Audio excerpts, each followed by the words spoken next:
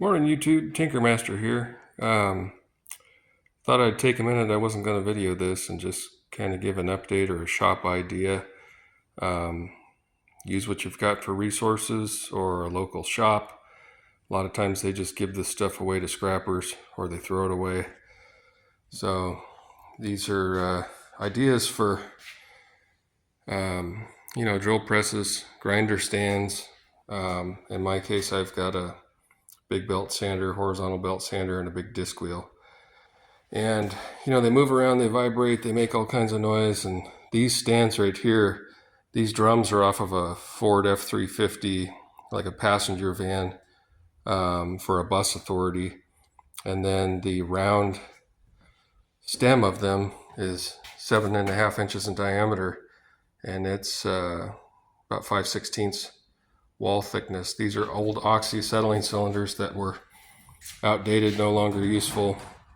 So I'll finish up here when they're painted and when I've got my machine equipment mounted, but I just wanted to give kind of an intermediate idea and a finished product and what that looks like with them all together against the wall in the shop, so that they're easy to move around and they're solid. You can put them on a rubber pad or something, and they really are an industrial professional setup. So, use soapstone, mark your stuff out, get your stuff ready, and 1/2 inch plate tops.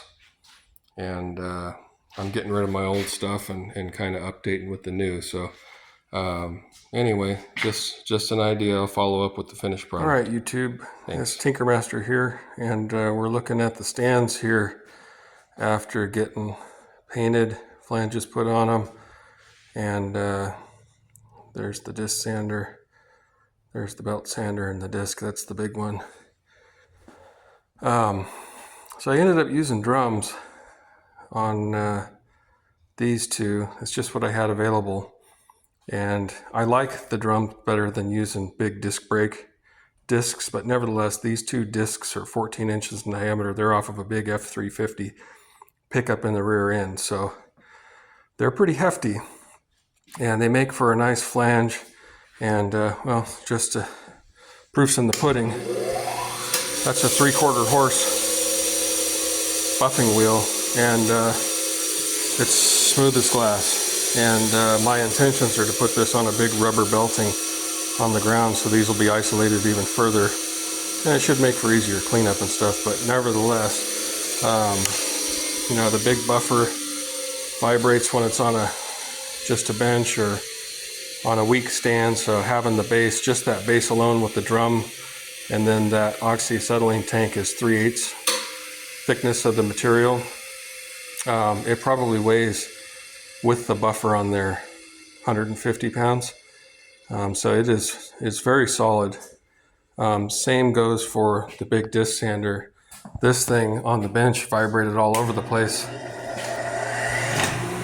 and it doesn't even make any movements. Smooth as glass. And again, it's going to be sitting on the same rubber belting. So and this guy was on this little funky metal stand from Harbor Freight. This is just a Harbor Freight 1/2 horsepower. It's the big belt sander though, with a larger disc. I think it's a 9-inch disc. The big one here is 12 inches. And this thing vibrated and made all kinds of clangy metal noises and stuff on the factory stand. Apparently when I tighten this, I got something making the same kind of noise, but maybe that's what it was. There we are. This thing's quiet, other than I need to replace both the disc and the belt. It's very solid, very smooth, and I'm real happy with how that came out. These ones got to weigh probably 250 pounds. I wouldn't pick them up by myself, but you can scoot them around and twirl them like you would a tank or something, and they're just fine. Anyways, I just intermediate update, and I will update when they're on the belting and they're all done and they're in their final place. Thanks.